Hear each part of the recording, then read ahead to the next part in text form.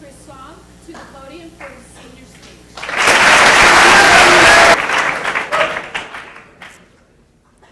First of all, a shout out to Emmanuel Engerman. It's his 18th birthday today. So,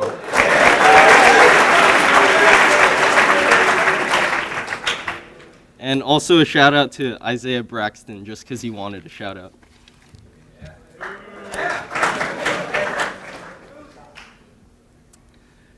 Sigmund Freud, the late Austrian neuropsychologist, once theorized that boys want to have sex with their mothers and murder their fathers.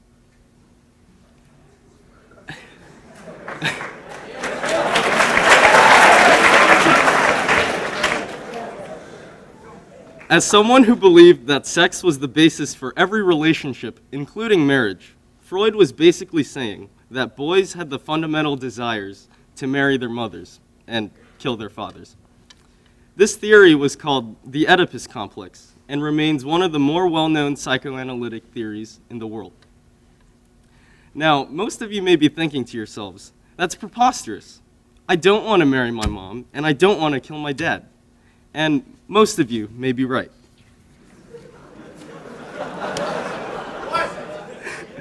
But, ladies and gentlemen, I'm standing here today to share with you the idea that perhaps Freud was onto something.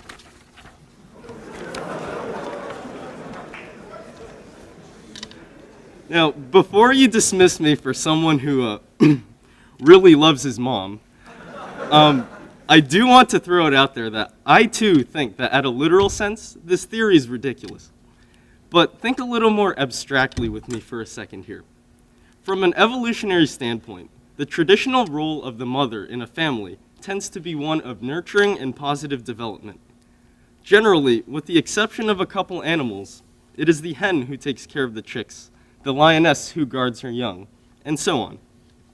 The father isn't messing with any of that caring, nurturing, staying with the kid sort of thing. Now, I would like to emphasize that this is a traditional view. Of course, every family is different and has its own nuances within its dynamics.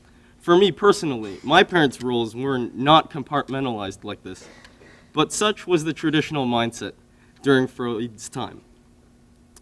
Traditional family values dictate that the father is meant to provide the offspring with necessities, whether that be physically, through supply and nourishment, or developmentally, by establishing a disciplined mindset.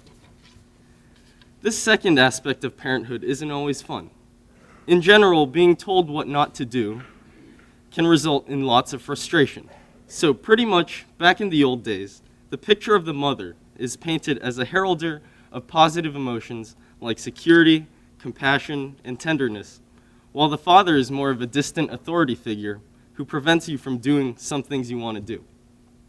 So for the sake of simplification, I would like to reinterpret the mother and father in Freud's Oedipus complex, with the mother representing the positive experiences and the father representing the negative.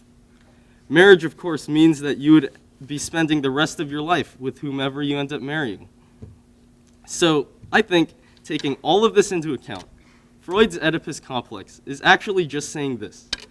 Everyone wants to surround themselves with positive experiences for the rest of their lives, and they want to avoid or eliminate the negative experiences. Which, hey, I get that. Naturally, we as humans, we're lazy.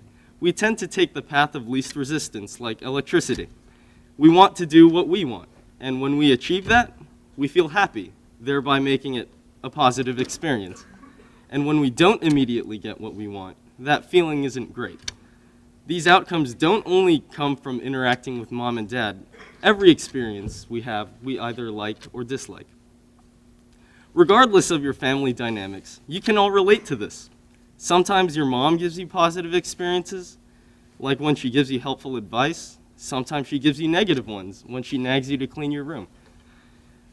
And likewise for your dad. Not all interactions with dad end negatively, of course. Maybe it's a friend functioning as your mother, being supportive and someone you can laugh with.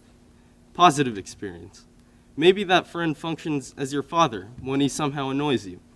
Negative experience. Teacher captivates you with an interesting lecture. Positive. Mother. Teacher gives you too much homework. Negative. So, father. Girl you like agrees to go out with you? Mother. Etc., etc. So yeah, maybe Freud was a little right. The prospect of pursuing the positive outcome makes sense, and it's admirable. But at what point do you stop going all in and just let nature run its course?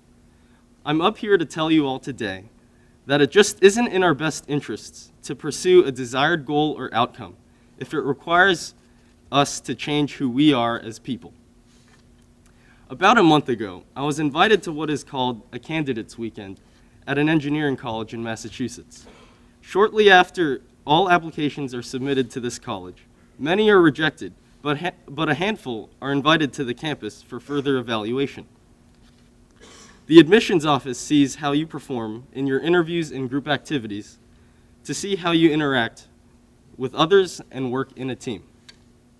Initially, I was super excited. They're interested in me. This is great. Looks like I might be going to college, blah, blah. But then, as the weekend approached, I slowly became anxious. The more I thought about it, the more I saw it as a way to weed out the socially incompetent applicants. And hey, I'm not exactly a smooth talker. So in an effort to maximize my chances of getting accepted, I began to think about how I could appear to be as outgoing and as fun as possible with the other applicants. Remembering that this is an engineering college, I basically started to strategize how to be the most popular among nerds. I was unsure that this would happen naturally, so I did the most logical thing that anyone would do.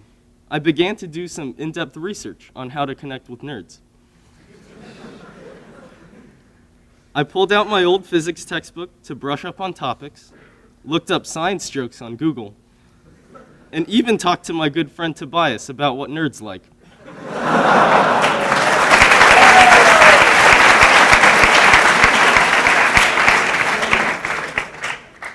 As a part of this strategic research, I was taking notes while watching a rerun of The Big Bang Theory, when I came to two realizations. First of all, watching The Big Bang Theory to learn to talk to nerds is as pointless as, say, using Tinder to pursue emotional connections. It doesn't work because it's just not supposed to be used that way.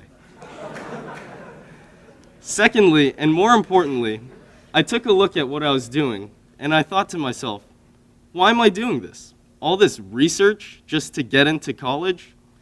What happens if I do get in and I enroll, and it turns out I absolutely can't deal with the other students? Suddenly, I envisioned a dark future, where I sat in the corner of my dorm room, depressed and alone, while my classmates are out happily joking around about, I don't know, logarithmic functions or something. It was at this moment when I realized that trying this hard to get an acceptance in this scenario just isn't a good idea. Of course, I'm not about to make myself intentionally look bad, and I'm gonna do the best I can.